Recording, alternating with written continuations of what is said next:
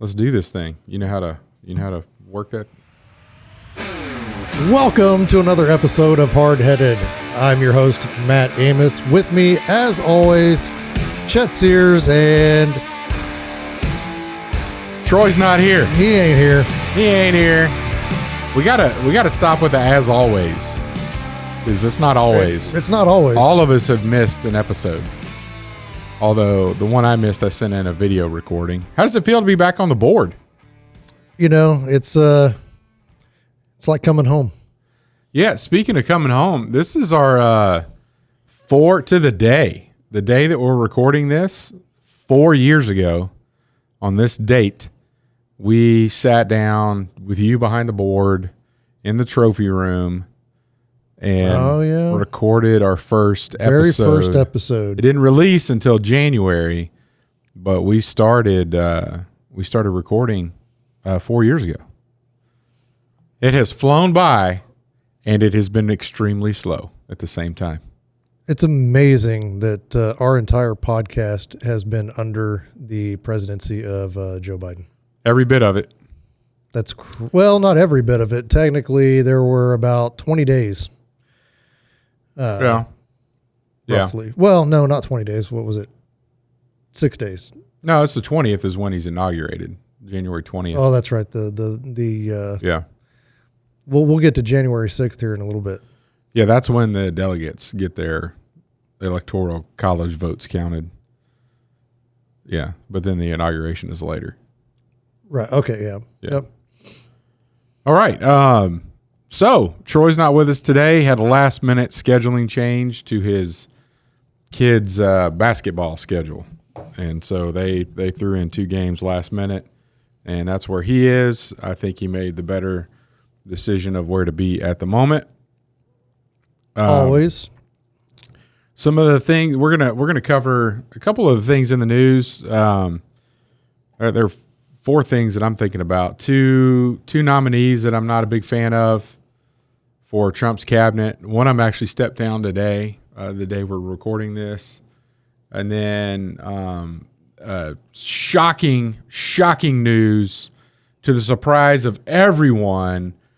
President Biden did not tell the truth, and he actually did pardon his son, Hunter Biden, from his federal crime of possession of a firearm as a convicted felon. He pardoned him from the tax evasion case that he's currently under, and he also pardoned him for any other crimes he may have committed for the last 11 years. Oddly specific number. Not a round number. 11 years. Oh, it was pretty funny because who's that? Oh, man, he's a Comedy Central guy. Colbert? No, not Colbert, the other one. Stewart. Jon Stewart. Jon Stewart did a whole thing on this, and he's like, we were so close. Yeah. He's like, we could have judged from like moral high ground. Like from a moral high ground, and he goes, we screwed it up. Yeah, lied just like every other politician. That's sad. So there's that. We'll get into that a little bit.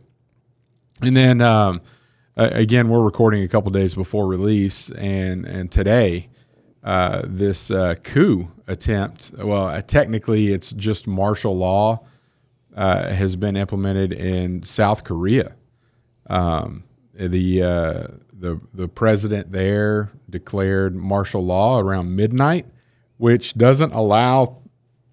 They have a rule that the president can do this, and then it basically shuts down the government and a few other activities. It seemed like he was about to lose power and is trying to hold on to it. And now that was earlier this morning, and this evening that we're recording.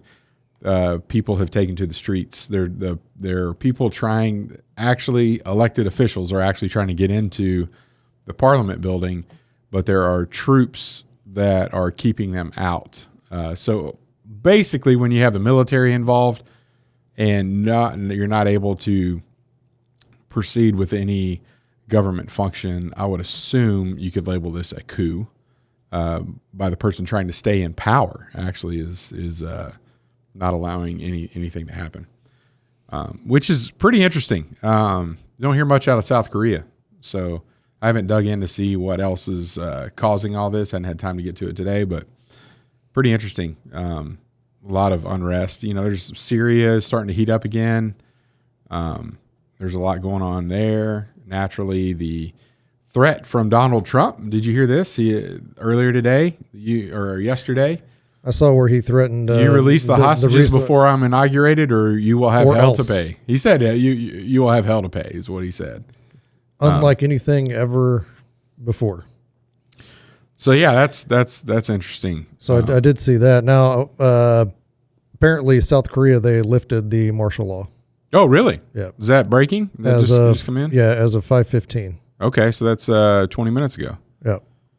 Okay. Well, good for them. Now what? I don't know, because I don't even know. I don't like I said, I didn't have time to look into this at all. So I was trying to find out really why, I guess. I could be spreading propaganda with this, but the dude that implemented it said, oh wow, no, never mind, that's old.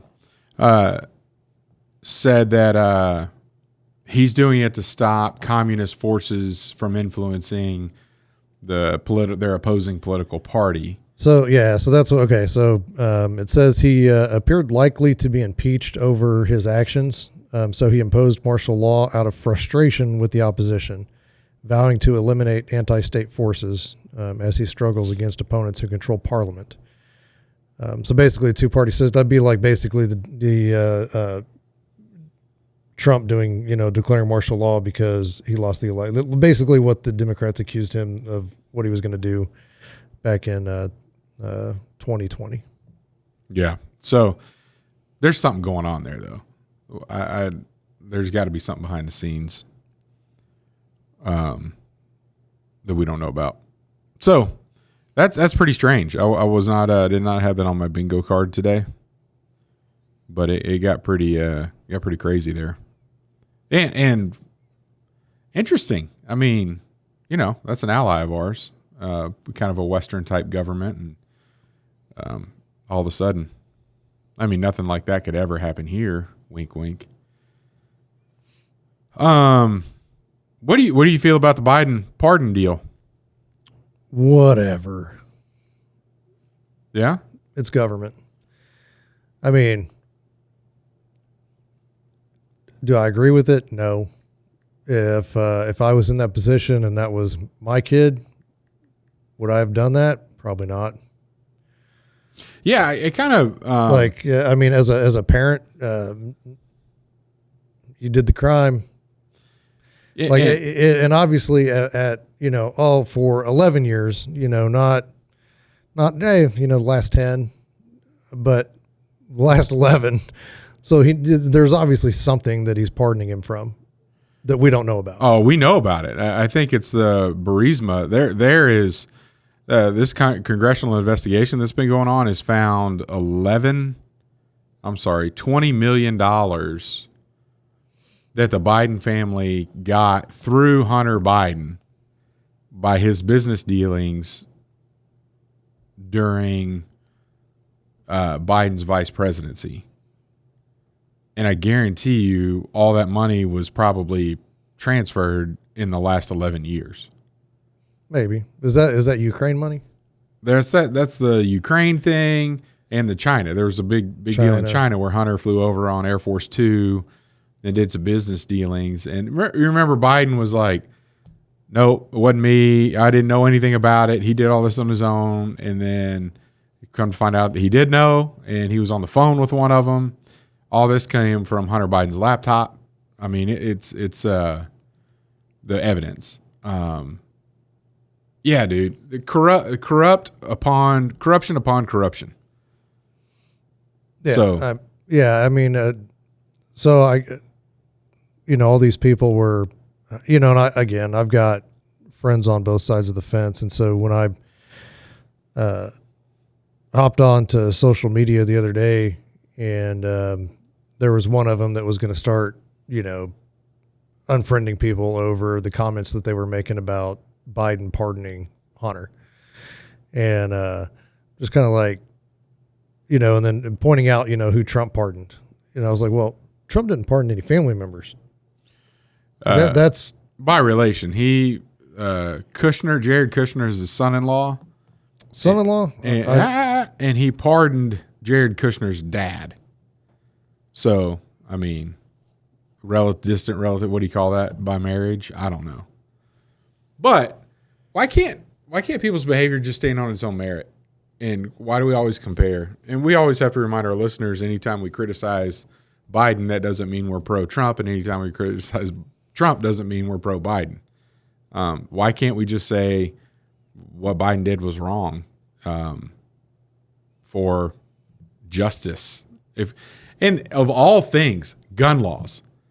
If the kind of the Jon Stewart thing, moral high ground, if you just want to talk about gun laws and how the left has been going after guns, the one conviction that he had was a violation of a gun law, that a felony criminal cannot own firearms, and he bought one in Delaware. He was convicted in Delaware. Lied on his whatever. What's the form? Yeah, 4473 or whatever it is. Yeah. Anyway, yeah. So no moral high ground on the lying about it, and then also, yeah, it's okay to violate gun laws. That's fine. We don't care about those either. Yeah, well, because the gun wasn't used in a crime. I mean, all the defense behind it, and it's like. That's like that's one of your biggest hat racks in the Democratic Party is gun control. And here you have the gun laws on the book that are never enforced, which we've been saying all along. Like, that's the whole problem, is the gun laws aren't enforced. The laws on the books. There you go. It's because you're pardoning the whole deal. Yep. That's cool. Absolutely nuts. Oh, so two people. Oh shoot, what's her name? I'm drawing a blank on the Attorney General pick. The second one. Remember, it was Matt Gaetz, and then he stepped out, and then it's Pam Bondi from Florida. Yeah, that's her name. So she is pro red flag laws. I don't know if you know this. I do not.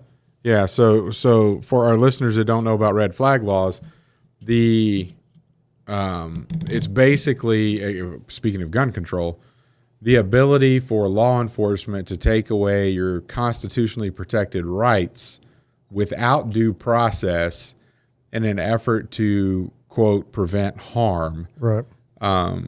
So basically, and where this has been used in certain situations, most situations, let's just say Matt and I have a falling out and I get mad and I want Matt to pay for something, I can call the cops and say, hey, Matt is unhinged. He's a veteran, a wounded veteran, and I'm in fear for his safety because I think he may do something crazy to himself or those around him. And then the cops just show up and take all of his guns away from him. And then Matt has to lawyer up and then sue to get your guns back. So there was no investigation, no proof, no anything. I'm absolved from any. I'm doing the good of the people, trying to keep harm from coming your way. But you don't have the ability to own any of the firearms that you've already paid for until you can prove in the court of law that you aren't a potential harm for you or anybody else. So totally taking away your rights, and then you have to sue to get your rights back. And that's a big deal to me. And it's kind of shocking that Trump has nominated an attorney general that is 100% on board with that program. It's not that she just allowed it; she kind of praised it in a couple of different speeches. So that's one thing we need to watch out for. Another one, and I can't remember the guy's name, but the DEA pick, Drug Enforcement Agency, which I think Doge is going to go after the DEA because what have they done for us lately? like drugs are worse, and we're paying for this whole agency that is supposed to stop it. But anyway, his pick was a sheriff, I think, in Florida as well. I'm not 100% sure on the location.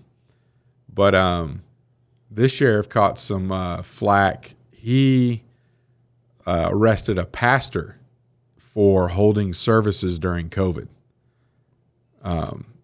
So totally not the guy that I would want on my administration from his crazy picks. Or his crazy behavior during COVID. Not only freedom of assembly, but freedom of religion. He's going after pastors because of the craziness around the coronavirus. He stepped down today. He said, thanks for the a lot of heat started coming that way. So is there anybody else in that slot? No. He just stepped down like an hour before we sat down in the studio. Massey and Tim Scott. There's several politicians on the conservative side that started slamming this guy. Like, do we want somebody running a government agency that got in lockstep with the lockdowns to the point where it put a pastor in jail for preaching? And so the dude, he didn't say he stepped down because of the pressure. He's like, I got stuff to do in my own community. So, thanks, but no thanks. But I don't think he was going to make it through the nomination process and get the vote there. So anyway, another one that was concerning to me, but before we sat down to record, he actually stepped aside. So I was pretty excited about that. Who else has been Homeland Security? Kristi Noem. We talked about her. Not a fan. I don't know. I got to research Doug Collins with Veteran Affairs. We had RFK. He was there. Pete Hegseth, which one of the organizations that I know is deeply fond of him. So I'll take their word for it. Yeah. Plus, just going back to some of his interviews, they look pretty good. And we talked about that last time. But kind of what I was doing there was I was going through. Now, Trump had, I think it was like 144 pardons or something like that is what he dished out. Yeah. And just on a cursory kind of like glance at all those, a lot of them were marijuana based. Yeah. So far, Joe Biden says 29, including Hunter so far. Because, of course, as his term comes down, he's going to pardon a lot more. Of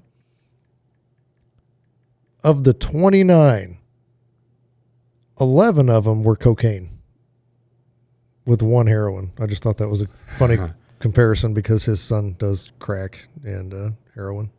Yeah. Or was a drug addict. So they may have been his suppliers at one point, and he's like, could be. Dad, I need you to pardon these guys, man, or else they're going to kill me. He literally, the pardon covers from January 1st, 2014 to December 1st, 2024. What was I even doing in 2014? Well, if you were Hunter Biden, you were breaking the law, apparently. Breaking the law. But how do you, I don't get it, man. The only pardon that's been similar to this when it's basically saying that any violation of the law between this time period. So the way the pardon is worded, it's considered a sweeping pardon.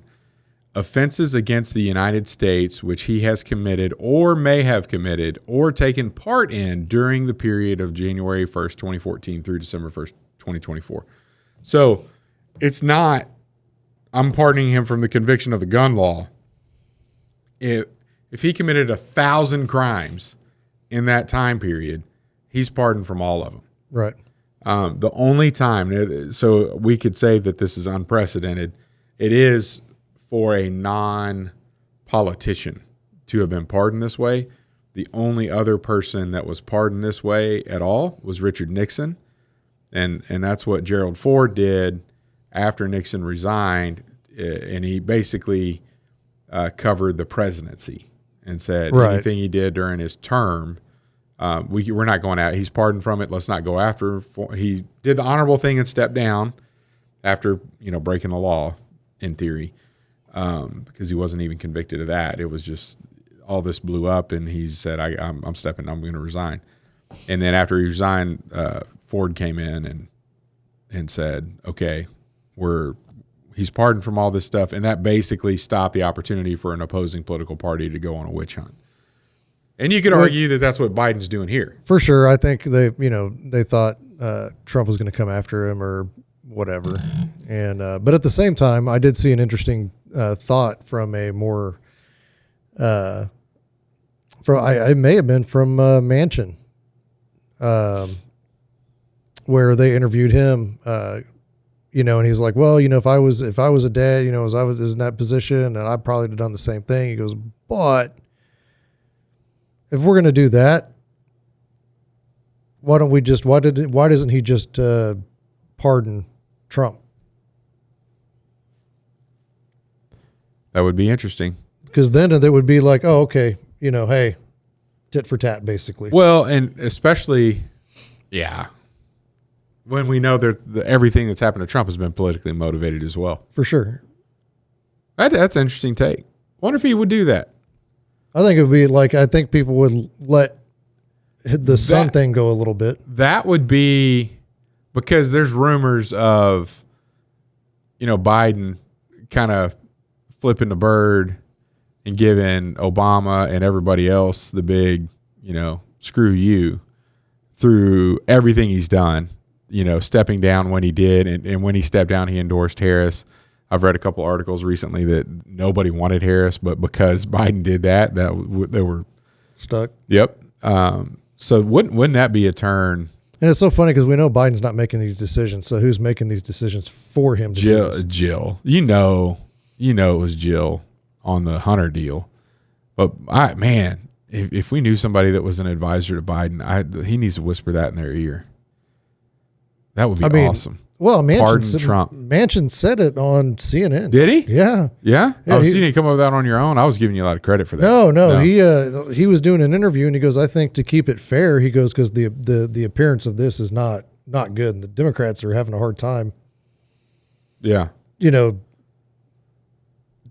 Having the moral high ground, and so it's like, well, if he's going to do that, you might as well go ahead and pardon Trump. Dude, that would be awesome. So anyway, looking at old Doug Collins, the presumptive nominee for the Secretary of the VA. Yeah. Is Air Force veteran from OIF, Operation Iraqi Freedom. Yeah. And he is a chaplain. Oh, wow. Who attended New Orleans Baptist Theological Seminary. Really? Okay. I know some people down there. So let's hope that the old Air Force and military and politics hasn't corrupted him, but yeah, that might be a good pick for the old Secretary of the VA. Comes from good stock. Yeah. Oh, that's cool. Bachelor's of Arts in Political Science. Well, we're going to move on primarily because I'm conflicted. I enjoy podcasting with you, Matt, but it's also the eve of rifle season opener, and I'm headed to the deer woods after we're done here. Are you? Technically, I'm headed home, and then I've got to load everything up, and then you're going to leave? Then I'm headed north. So let's move on. Let's not. Let's go ahead and cover some more here. Surely there's some more world events. I'll just let you talk about it, then you just go right ahead. All on your own there, buddy. You got to stay right there, buddy. So top three, what are we doing in the top three on? Top three things we like about deer hunting? Top three things we like about deer hunting. I don't think we said that at the beginning of the podcast. We did not. We did not. So today, we're lost without Troy. Don't tell him. He's not here to keep us on track. I tell you what, though, I do feel like I make this seat look better. Okay. Speak for yourself. Now he's going to do something funny with me sitting in that chair. So, man, fire away. Top three things. Well, Number 3, the food. Okay. So when I go, food is always kind of the most important thing. It's one of the most important things. Yeah. It's kind of the base for everything else. So, whether that's, having bacon and eggs in the morning, sausage, after you come back from a morning hunt. I don't know about you. I'm not one of those guys who goes out and gets in the blind, at 5:45 and then hunts until 2:00 in the afternoon. If I'm in it, yeah, I'm up in the blind before the sun comes up. I'll hunt till maybe 9:30 ish. Oh my gosh, that's way too early, man. Then I'm out. I'm gonna go and look. Listen, I know there's a difference between 2 and 9. You ought to be pushing 10:30. No, I don't think so. If you get out of that stand before 10, is it even a hunt? Yeah, for sure. Absolutely. Because then I can come back, get my breakfast, and it typically kind of all revolves really around a bowel movement. And I know I got to be out of that blind. Okay, well, I'm not going to do that. But no, so like the food, so it kind of sets it up, the breakfast, coming back, doing a little sandwich or something like that for lunch, and then get the crock pot going, whether it's chili, stew, something hearty and warm to come back to in the evening. And doing all that is kind of my one of my favorite things there. The number 2 is the ability to just not have a set schedule. So if I don't want to get up and go to the blind, I don't have to get up and go to the blind. This is coming from a man with a full freezer. That's what this is. Well, I know you're talking, you enjoy the food of it, but you don't need food if you're not putting more than an hour and a half in on the morning sit. Chet, let me tell you how it's done on a successful deer property. I have had this place since 2007. I know when those deer move. Yeah. I know exactly what time. You can ask Troy. I said, Troy, when you get in this blind, this is the same hunt where Troy took 3 shots, ended up shooting a button buck. But I told him, I was like, Troy, you're going to get in. He goes, what time do I need to be there? And I was like, well, I mean, it'd be nice if you just came out and kind of, maybe spent the night and, did a whole day and could take your time. And he goes, well, I don't have a whole lot of time. And he goes, I'm basically just going to kind of come out and hunt one afternoon. And I said, okay. I said, you need to be here by 2:30. I said, you need to be in the blind by 2:45. I said, by 3:15, you'll have the deer in front of you and you'll kill one. Yeah. That's exactly how it happened. Well, you should have told him a time that the button buck wasn't walking out. Well, I told him the time that the deer come out, and he had, according to his story, he had,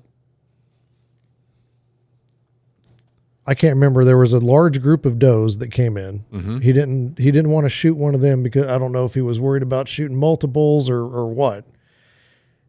And then he said what he called a huge 8-point came in. Yeah, and he wasn't supposed to shoot a buck. And he wasn't supposed to shoot a buck. And then that little one was with the buck. Mm-hmm. And so the buck went off, and then he took the little one thinking it was a doe next to that. Took it in a long and drawn out way. Next to that giant buck. Right. But I was like, that you had mature does that showed up. I know because they're on camera. Yeah. Like, this was all after the fact. Like, I went back and I looked at the camera. I watched him get out of his blind, retrieve his arrow, shoot his deer again. Like, I've got it all on video. And I was like, wait, what are you doing? Anyway, so I know how the deer move. I know when I need to be in my blind. So it's not hunting. You're just going to the grocery store when you feel like. Well, I've got it set up, and I've worked for years to get it to the place where I can just show up and shop.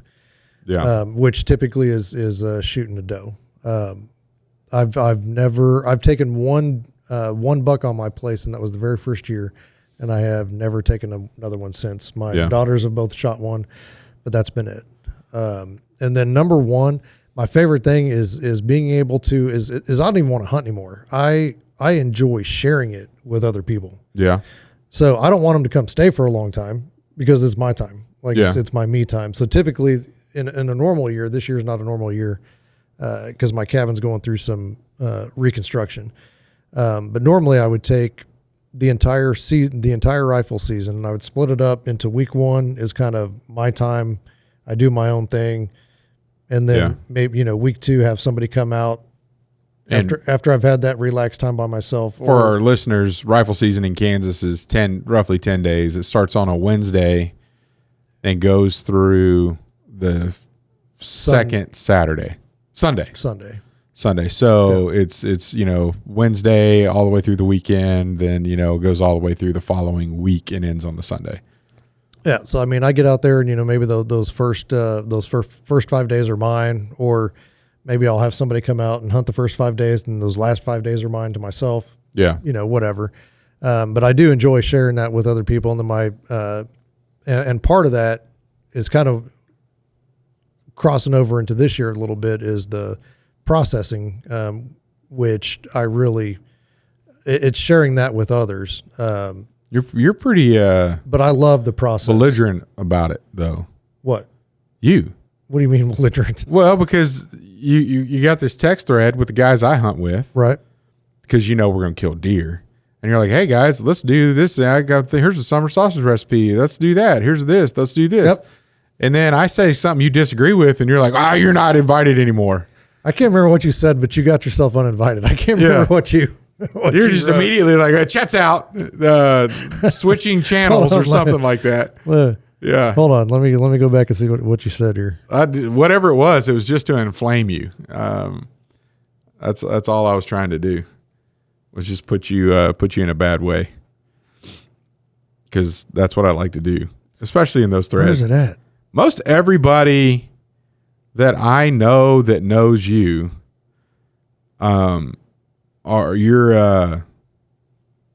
nobody talks to you like I do.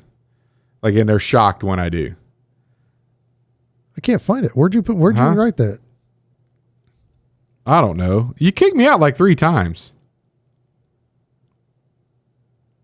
But it was pretty funny. Yeah, anytime you open your mouth, I say you're uninvited. Yeah. Anytime you text. I know. Well, because I remember, because we were going back and forth, and then I came back and I said, I was like, Tim and Jeremy are going to silence it like Troy silences us, because we get to going back and forth, Yeah. talking smack. Yeah.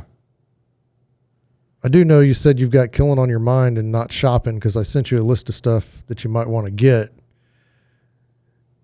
And then I said, I guess when you aren't 100% successful, you need to think about killing. Right. But I'm always successful. Are you? Yeah. Okay. Oh, here it is. That's what it was.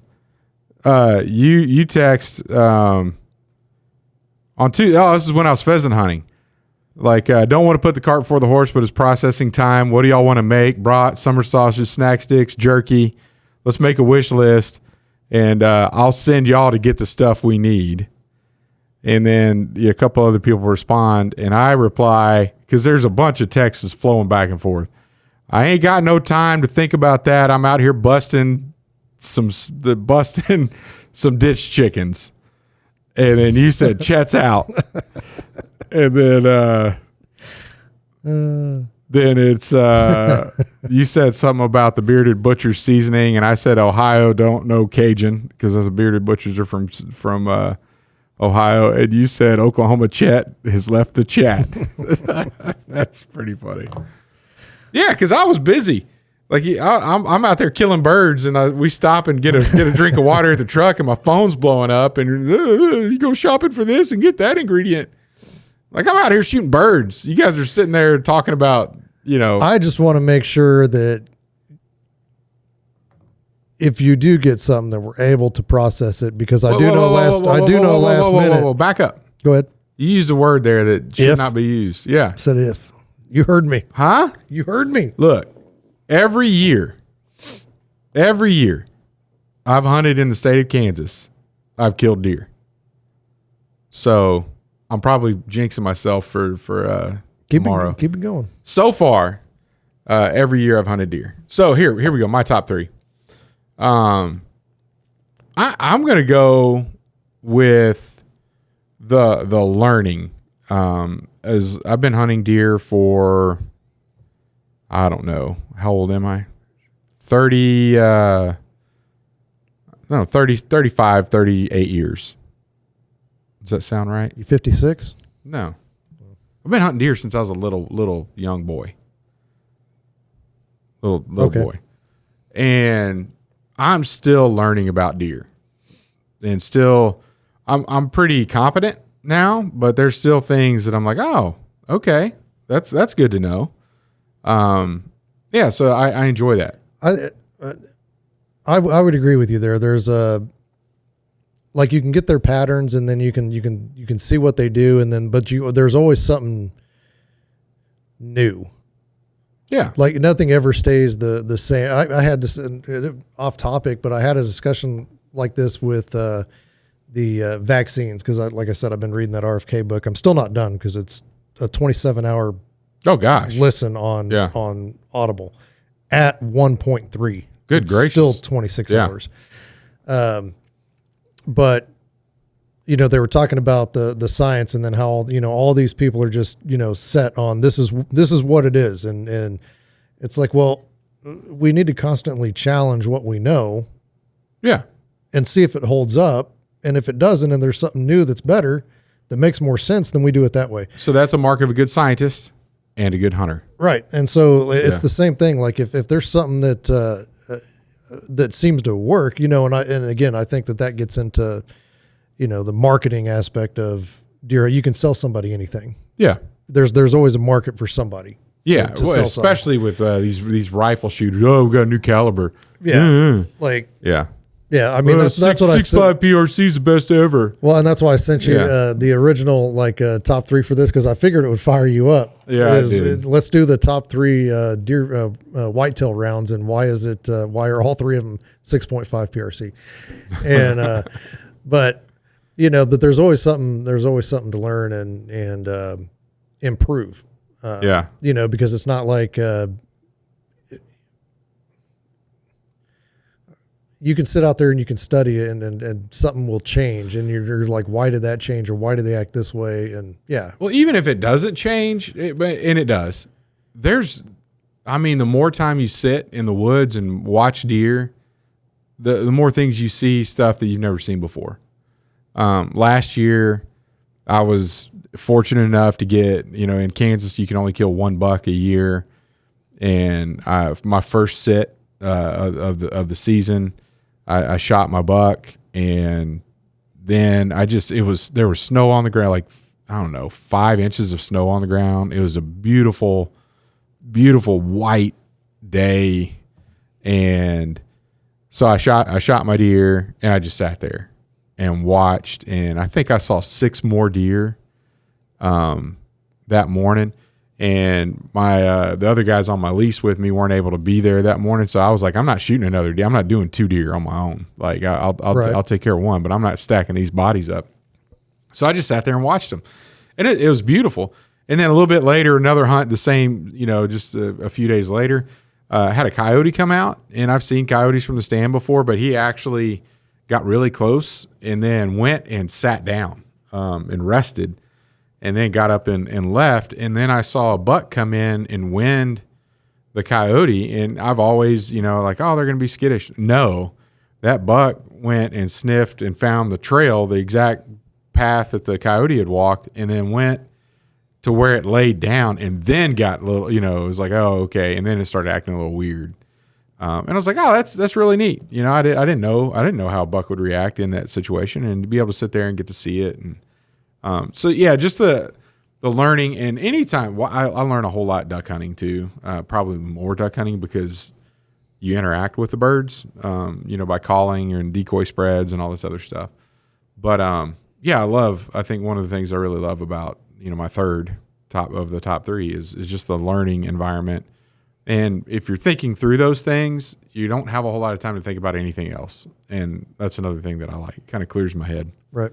Number 2 would be the food. And I grew up eating deer meat. My dad's dad, all hunted for food. And, that if some people may be hearing this for the first time, but if you've eaten ground meat at my house, it probably wasn't hamburger. About 9 chances out of 10, you had deer meat. So chili, spaghetti sauce, tacos, you name it. We have a lot of deer meat. One of my wife's favorite foods is I'll take a thin cut backstrap and hammer that out real thin with the old meat mallet thing, and then do a little, put that in some flour, egg wash, and then double batter that thing and fry them up. Most of the evenings that I cook that, we don't even sit down at the table. We're just standing around the stove, and as soon as it comes as off, soon as that comes off, it hits the paper towels, dry a little grease off of that thing, you start eating it, and then while you're frying the rest of them. The old chicken fried venison. Man, it's so good. So number 2 would be food. Number 1, you kind of mentioned people. The deer camp.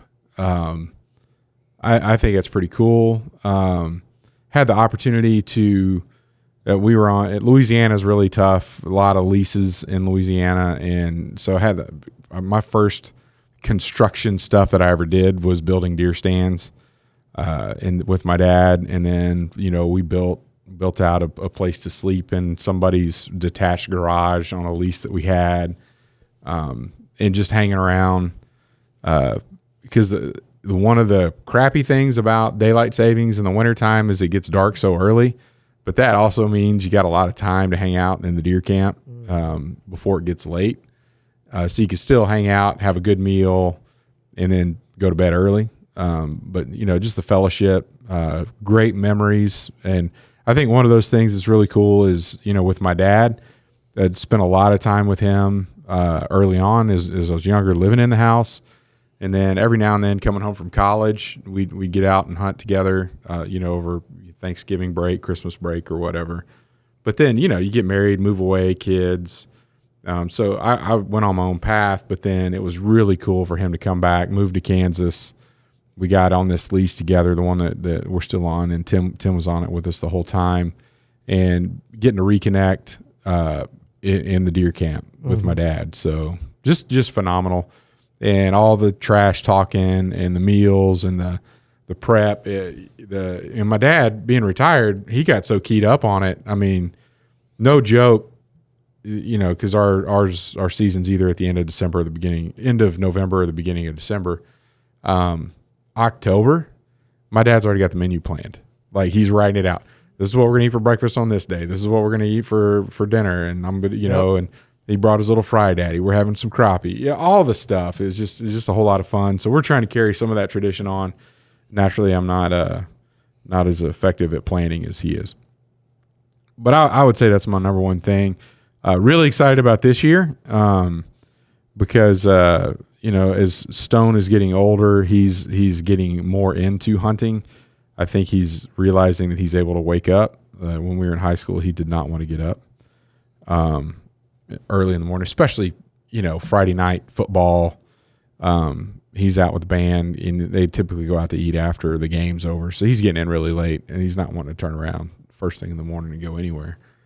But he's coming down, so he's gonna come hunt with us for a couple evenings. So and he's buying a tag, so I hope to for him to seal the deal and add some meat to his freezer. There you go. Which is gonna be pretty exciting.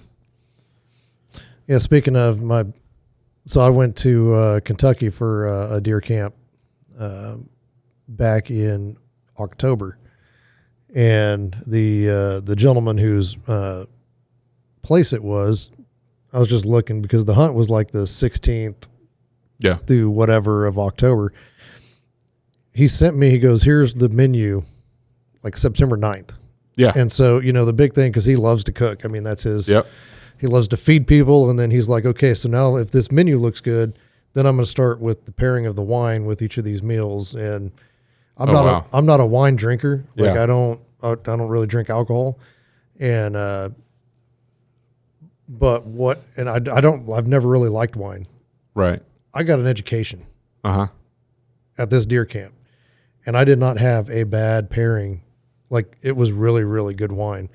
And I was like, well, he's probably just buying some really expensive bottles, and he goes, he's very open. He goes, I just like good wine. He goes, some of these are expensive bottles of wine. He goes, some of them are $20. Yeah. He goes, I just like good wine. And Right. then I learned that I didn't know this. Did you know that there are different glasses for red and white wine? Yeah. I had no idea. Yeah. And even in the inside of the red and the white, there's also different glasses. So I got a whole educate. Like he went into this whole detailed thing one night at dinner, and it was crazy. Like, my bad. One of them, you got to let it breathe. All this other kind of stuff. It's I'm not I know enough about it to know I don't know much about it, if that makes sense. I know even less Yeah. than I thought. Yeah. It was one of those learning experiences that didn't have to do with hunting, but I learned a lot. Right. And it revolved around food because this guy really likes No, food. but on the menu for us, some of the pheasant that we shot last week, smoke rings in jambalaya. So we're in jambalaya? Yeah. And You have to let me know how that tastes. well, I'll let you know how that goes. And there's it's the jambalaya calls for less than I'm going to thaw, so we'll have some just straight up smoke rings, and then I'll have another sample and see if they're still hot, because I've only eaten one sample so far. One link. What else? I'm going to fry some crappie. So what are you going to do on those pheasant? How are you going to prepare those? So a buddy of mine, Lance, said cube them. So I just took the breast out. So I'm going to cube them and fry them like nuggets. And he suggested this McCormick beer batter. And he's like, make it extra runny, a little bit more than what they call for, and just eat them when they come out. And he said they're like, his kid, everybody is just raves about them. And he's done it other ways. He said it just doesn't get better than this. So that's how I'm going to do it. So that was one of the things that we had at this deer camp. Like he sent me, and we're going to have pheasant. I was like, oh, sweet. Yeah. And so he did it in kind of the way that you described your chicken fried venison. Yeah. So he hammered it out real flat, real thin, and then basically just had a flour with salt, pepper, garlic. And I think that was basically it. And then breaded them, egg wash. Yep. Bread again, egg wash, and then fried them. Oh, they were so good. Yeah. So I believe it. It's hard to beat fried anything. Pretty much. I mean, but and then we had some leftover fillets, and we marinated those overnight, and then stuck those on the smoke. Oh, so good. So tradition at our deer camp as well is we grill one of the hearts from one of the deer that we kill. Normally not mine. You know why? Because they're exploded. Right. That's where I shoot my deer. Right. Well, that's where I shoot my bucks. Shoot my does behind the ear. If it presents itself that way. But we won't get into your doe buck killing thing. what does that even mean? That's a whole nother podcast. I kill both. You Bucks shouldn't. and does. You shouldn't. I do. You should let them grow. I do let them grow. All my bucks I shoot are mature. Your last one was. And my last I don't remember the one before, really, I guess, but your last one was mature. Yeah, another old one. All right, I got a good word for us. Well, let's give Troy's top three. We could do it on his behalf. He likes the food. He likes hunting other people's property, and he likes shooting at anything that's brown. Yes, that's 3 times. Yeah, as many times as he can. Well, I'm sorry, Troy. with as many arrows as he has, which is going to be 3. All right. Psalm 37, I think it's Psalm 34. Oh, I'm sorry. I want to get this right. It is Psalm 37. No, I'm sorry. Psalm 37, verse 4. That's what it is. Take delight in the Lord, and he will give you the desires of your heart. I think it's really important here to understand that if your delight is in the Lord, when he gives you the desires of your heart, he's giving you more of himself. It's not, I'm going to delight, air quotes, in the Lord so I can get a new truck. Yeah. Oh, it's funny that we're thinking vehicles. It's not about that. Is if you value your relationship with the Lord, he will give you more of himself. So if you feel disconnected, if you feel not close to the Lord right now, if you feel you're caught up in all the holiday stuff and not caught up in Jesus right now, if you would then take time to delight in him, focus on him, understand who he is and what he did for you, then he will give you more of himself. And so a lot of times people just want him to show up. And I think this is telling us, go find him. Like, dig in scripture, get your rear end in a pew on Sunday morning, sign up for a Bible study. You do those things, he's going to give you the desires of your heart, which is more of himself. So what would that be? Delight is the Speaking good word. of, have you seen Theo Vaughn talking about atheism? Yeah. That's pretty good. Like, no, not Theo Vaughn. So he was basically saying that he didn't understand atheism. I think he's because he's on a journey. He's on a journey. He's dealt with some addiction and he's had a past. But what's interesting to me is he's like, you're telling me that there's this dude out there in the universe that is just, he's there. He goes, I felt alone all my life. Yeah. And you're telling me that there's somebody out there that cares about me, and he goes, it's really, I don't know. It's interesting. And overall, I mean, you've got like, your Russell Brands and I'll tell you another one. I don't know. It's just kind of like everything's kind of now the pendulum is swinging again. I get ads on my one of my social media deals for the Hallow app. It's the Catholic app. Mm-hmm. Yeah. You know who's on there doing devotionals now? Kevin James. Really? From King of Queens. Huh. Yeah, Bear Grylls, which we knew about Bear. Right. Bear was the one that led Russell Brand to Christ. Yeah, he's the one that baptized him. Yeah. So speaking of, I did see the other day, and I don't know. I was like, but Bear Grylls got stung by a jellyfish, and he was out there with one of the Spice Girls, and she peed on his hand. How long ago? Oh, on his show? Mm-hmm. Yeah, it's probably all made up. I was like, bro. The scenario. Yeah. Yeah. Just kind of funny. Yeah. Because I have seen, when he does like the very dangerous stunts, and then somebody went there and just walked across like this little the lava bridge. Yeah, that's so funny. It is television, folks. It is television. All right, why don't you take us home, man? We already did. We'll see you next week. That's all you got to say. That's it. All right. Thanks for listening to the Hardheaded Podcast. Don't forget to share this podcast with others to help us get the word out. Also, if you haven't yet, please rate and review the show. This helps our podcast show up in other people's suggested shows that may or may not have listened to us before. Thanks for listening, and we'll see you next week.